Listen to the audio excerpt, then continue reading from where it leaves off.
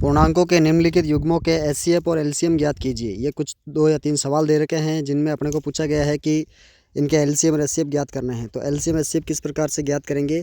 सबसे पहला सवाल है 26 और 91 का। तो 26 के गुणनखंड कर लिए हमने, जिसका 26 का 2 × 13 है और 91 का 7 × 13 है। अब इनका एचसीएफ होगा, दोनों में जो कॉमन होता है वो एचसीएफ होता है। तो दोनों में 13 कॉमन है तो 13 एचसीएफ है। और एलसीएम वो होता है जो दोनों तरफ से लेना है, मतलब 2 को भी लेंगे, 7 को भी लेंगे और 13 को भी लेंगे। 13 दोनों में एक एक बार है तो हमको एक बार ही लेना है। जो जिसमें ज़्यादा बार होता है उसी को एलसीएम में लेते हैं। एचसीएफ में कम बार को लेते हैं और एलसीएम में ज़्यादा बार को लेते हैं। लेकिन एचसीएफ का यह है कि शर्त कि दोनों कॉमन होने चाहिए, और एलसीएम में कोई शर्त नहीं है, दोनों में से एक में भी होगा तो लेना पड़ेगा। यह एलसीएम और एचसीएफ का कॉन्सेप्ट होता है, जो इस प्रकार से आप कर सकते हैं। इसके बाद हमसे पूछा गया है कि आप ये भी पता करो कि पूर्णांकों का गुणनफल बराबर एलसीएम इंटू एचसीएफ होता है कि नहीं होता है।